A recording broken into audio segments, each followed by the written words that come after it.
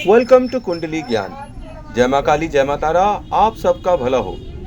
आज हम डिस्कस करेंगे सूत्र में बॉडी पार्ट्स और प्लैनेट्स। मतलब कौन सा हाउस कौन से बॉडी पार्ट्स को कंट्रोल करता है, और वो बॉडी पार्ट अगर मतलब खराब हो रहा है तो वो क्यों खराब हो रहा है, क्योंकि उसका वो हाउस खराब हो रहा है। तो नेटिव की जब हम कुंडली में देखते हैं तो उसे कौन कौन से रोग हो सकते हैं, या उसे कौन कौन चीज़ों से सावधानी रखनी चाहिए, किस बॉडी पार्ट से रिलेटेड, ये हम बता सकते हैं। और नेटिव को देखे बगैर हम बता सकते हैं कि वो किस तरीके का, किस साइकोलॉजी का आदमी होगा, उसकी बनावट कैसी होगी। कुछ ना कुछ इंडिकेशन आपकी कुंडली से तो मिल ही जाता है। तो मैंने थोड़ा बहुत स्टडी किया और अपनी रिसर्च वर्क में ये पाया कि हाउस नंबर 1, अब जल्दी से हम लोग चलते हैं बिना वेस्ट किए हुए टाइम, कि हाउस नंबर 1 पे जब हम चलते हैं तो ये मेष राशि का हाउस है, एरीज का हाउस है। तो ये हमारा हेड को गवर्न करता है, ये हमारे सिर को कंट्रोल करता है। तो ये हेड में क्या क्या चीज़ें इंक्लूड हो जाएंगी, आइज़ भी इंक्लूड हो जाएंगी, ईयर्स भी इंक्लूड हो जाएंगे, नोज़ भी हो जाएंगे, हेयर्स भी हो जाएंगे। और यहाँ पर जो एनर्जी है सन और मंगल की है, ठीक है। तो जब भी यहाँ पर सन वीक होगा या मंगल वीक होगा तो इस जगह को ज़रूर इफ़ेक्ट करता होगा। कुंडली में आप देखिएगा, मैं एक एग्जांपल दे रहा हूँ, ठीक है, कि अगर आपका इस हाउस में सन और मंगल की एनर्जी है, अगर किसी भी रूप से सन और मंगल एफ्लिक्ट हो गए हैं पूरी कुंडली में, तब फिर यहाँ का घर एक्टिवेट हो जाएगा, है ना कि नहीं। और तब क्या रिजल्ट आएंगे, जातक को चश्मा लग सकता है, क्योंकि फेस है ना, और हेड की बात हो रही है तो चश्मा लग सकता है, बाल झड़ सकते हैं और कम सुनाई दे सकता है, नाक खराब लगातार रह सकती है। और ये दोनों क्यों मैं इंक्लूड कर रहा हूँ कि कम सुनाई देना और नाक खराब रहना, क्योंकि रिएक्शन टाइम जो है वो मंगल कंट्रोल करता है, और ये मंगल का हाउस भी है ना, मंगल और सूर्य का एनर्जी है इसके अंदर। तो रिएक्शन टाइम कमज़ोर हो जाता है। अगर मंगल कमज़ोर है तो फिर रिएक्शन टाइम इन दोनों चीज़ों का कंट्रोल मतलब कमज़ोर हो जाएगा। इसका मतलब इंसान को कम सुंघाई देगा और कम सुनाई देगा। स्मेल की भी प्रॉब्लम हो सकती है उसे, और सुनने में भी प्रॉब्लम हो सकती है। अब जो हाउस नंबर 1 है ये आपकी बॉडी को भी इफेक्ट करता है। तो जब हाउस नंबर 1 इफेक्टेड आपको दिखाई पड़े तो आप समझ लीजिए कि बॉडी में कोई ना कोई तो प्रॉब्लम आती ही रहेगी, सर तो इंक्लूडेड है ही है। अच्छा, ये यहाँ पर ये भी बता सकता है कि नेटिव को हेल्थ इश्यूज होंगे कि नहीं होंगे, किस चीज़ से रिलेटेड, इसी घर से रिलेटेड। स्ट्रॉन्ग मंगल इन कुंडली आपको एक बड़ी नाक देगी और नोस्ट्रल्स भी आपके बड़े कर देगी। क्यों? क्योंकि भैया मंगल अग्रेशन दिखाता है, आतंक मचाता है, उसे ताकत चाहिए, तो ताकत के लिए उसे ऑक्सीजन चाहिए, तो ऑक्सीजन के लिए उसकी नाक जो है वो बड़ी बड़ी हो जाएगी, ठीक है। तो नॉस्ट्रल्स इसीलिए स्ट्रॉन्ग मंगल वालों की बड़ी होती है, बिकॉज जैसे जिम करने वाले एथलीट्स होते हैं तो उनकी नॉस्ट्रल्स आप देखिएगा उनकी बड़ी होती है। और इनकी आईब्रोज भी जो होती है ना, ये बिग बुशी आईब्रोज होती हैं जिनके मंगल स्ट्रांग होते हैं। और फर्स्ट हाउस किसको कंट्रोल कर रहा है भैया, यहाँ पर सर को कंट्रोल कर रहा है। तो बुशी आईब्रोज कहाँ पर हैं, हमारे सर के पास ही तो है ना। और यहाँ पर मंगल अगर स्ट्रांग हो तो आइज को रेड कर देता है। नेटिव की आंखें हल्का हल्का लालिमा लिए बैठी रहती हैं अगर स्ट्रांग मंगल वाले होते हैं तो। यहाँ पर फिर अगर मंगल स्ट्रांग है तो रिएक्शन टाइम अच्छा है, और गुड सेंस ऑफ स्मेल भी है, गुड टेस्ट भी है, टंग भी मुंह के ही अंदर है भैया, तो टंग का भी ये आदमी स्ट्रांग होता है। मतलब जवान का खाने पीने का भी शौकीन ये व्यक्ति होता है। अब यहाँ पर एक दूसरी स्थिति देख लेते हैं कि एक वीक सूर्य है, एक खराब सूर्य है, तो यहाँ पर क्या होने लगेगा, फर्स्ट हाउस में हेयर फॉल होने लगेगा। तो जिसके भी हेयर फॉल हो रहा है तो आप समझ लीजिए सूर्य इन फर्स्ट हाउस आपका वीक चल रहा है, मतलब सूर्य आपका किसी न किसी रूप में फर्स्ट जो है आपका खराब चल रहा है, पहला घर, तो आपको हेयर फॉल भी होने लगेंगे। स्ट्रॉन्ग सूर्य आपको अच्छे बाल देगा, ठीक है, और अच्छे और ताकतवर बाल देगा।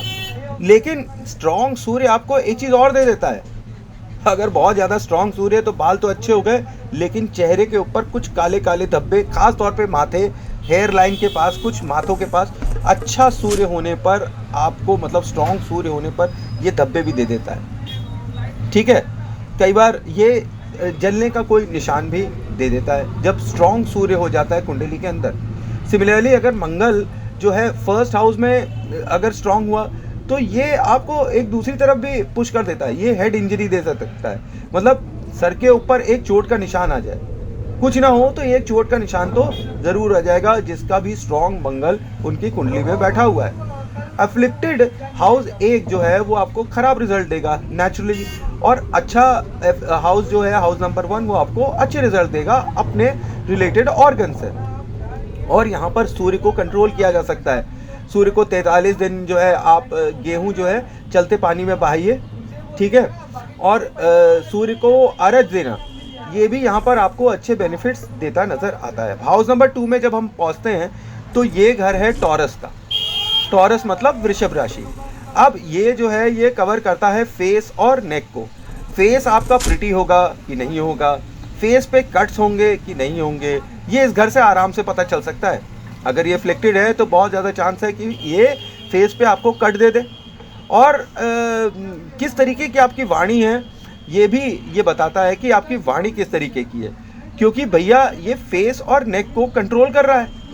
तो गला जो है वहीं से तो वाणी निकल रही है, तो वॉइस आपकी कंट्रोल होती है, ठीक है, कहाँ से? गले से होती है।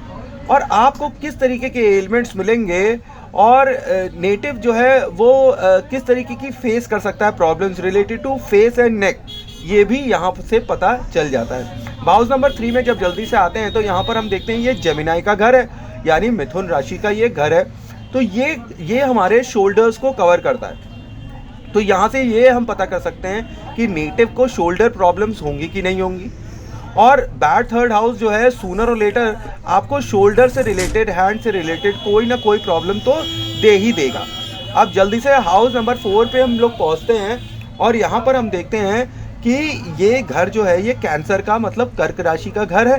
तो और ये हमारा थोरैक्स, लंग्स, चेस्ट, ये सब चीज़ों को कवर करता है, मतलब सीना और जो फेफड़ा होता है ना, ये इन सब चीज़ों को कवर करता है। हैविंग बैड 4th हाउस जो है यहाँ पर आपको डिजीज दे सकता है रिलेटेड टू लंग्स, ठीक है, चेस्ट से रिलेटेड प्रॉब्लम दे सकता है, कार्डियक अटैक दे सकता है, मायोकार्डियम इन्फेक्शन जैसी चीज़ें दे सकता है, सांस लेने में आपको काफ़ी दिक्कत आ सकती है। हाउस नंबर 5 पे जब हम पहुंचते हैं तो ये सिंह राशि का घर है और लियो का घर है। ये कंट्रोल करता है आपका हार्ट। अगर यहाँ पे 5th हाउस एफ्लिक्टेड हो तो नेटिव को बहुत चांस होते हैं कि उसे हार्ट अटैक आ जाए या उसे ब्लॉकेजेस की प्रॉब्लम होने लगे, ठीक है, और या तो कोई ना कोई ब्लॉकेज की रिलेटेड, नर्व ब्लॉकेज की रिलेटेड की प्रॉब्लम्स इसको ज़रूर आ सकती है। ऐसे बहुत ज़्यादा चांस होते हैं अगर हाउस नंबर 5 एफ्लिक्टेड हो तो। हाउस नंबर 6 अगर एफ्लिक्टेड हो मतलब ये वर्गो का घर है और कन्या राशि का घर है। तो अब यहाँ पर ये आपको प्रॉब्लम्स देगा, स्टमक से डिजीजेस ऑफ बैड डाइजेशन देगा, इंटेस्टाइन की प्रॉब्लम दे देगा, स्टमक की प्रॉब्लम दे देगा, हमेशा पेट दर्द की प्रॉब्लम देगा, गॉल ब्लैडर के ऑपरेशंस यहाँ होते दिखाई पड़ते हैं अक्सर। अब हाउस नंबर 7 जो है ये हमारे लिब्रा को सिंबलाइज करता है, मतलब तुला राशि को ये सिंबलाइज करता है। यहाँ पर ये अगर इफ्लिक्ट हो मतलब ये किसी रूप में भी अगर आपको प्रॉब्लम दे रहा हो आपकी वर्ष कुंडली में या लगन कुंडली में, मैं तो लगन कुंडली से देखता हूँ फॉर लाइफ और 30 दिन के लिए देखता हूँ वर्ष कुंडली, तो उसमें अगर आप देखिएगा तो उस महीने में या आपके जीवन काल में इंटेस्टाइन से, यूरोलॉजी से, किडनी रिलेटेड प्रॉब्लम्स आपको ज़रूर आ सकती है। यूरिन करने में आपको जलन हो सकती है या यूरिन पकड़ने में आपको दिक्कत हो सकती है कि यूरिन छूट जाए, ऐसी कुछ प्रॉब्लम्स आपको आ सकती है। अब हाउस नंबर 8 में हम देखते हैं कि अगर हाउस नंबर 8 जो है ये स्कॉर्पियो और वृश्चिक राशि का घर है तो ये हमें किस तरीके के एलिमेंट्स दे सकता है। अगर ये खराब हो तो ये प्राइवेट पार्ट्स की प्रॉब्लम्स हमको दे सकता है, ये सेक्सुअल डिजीज़ दे सकता है, डिप्रेशन की डिजीज़ दे सकता है, अनरियल डिजीज़ दे सकता है जो अनडायग्नोस्ड हो, या जो मानसिक रोगी हो, मानसिक प्रॉब्लम्स दे सकता है, डिजीज़ दैट मेक यू नम, मतलब आपको नम बना देती है, आपको बिल्कुल भी कुछ काम करने लायक छोड़ती ही नहीं है। ये डिजीज़ आपको ब्रेन स्ट्रोक दे सकती है, साइकोसिस दे सकती है, पैरालिसिस दे सकती है, स्लीप प्रॉब्लम्स भी दे सकती है। यहाँ पर देखा गया है कि ऐसे नेटिव के घर में जिसका 8th हाउस एफ्लिक्टेड हो उसकी यहाँ पर जो फीमेल्स होती हैं उनका यूट्रस रिमूवल भी देखा गया है।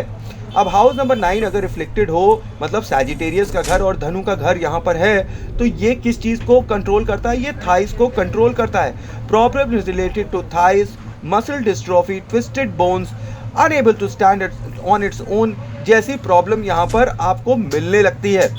अब जल्दी से हम आगे चलते हैं हाउस नंबर 10 पे जो कि कैप्रिकॉर्न और मकर राशि का घर है।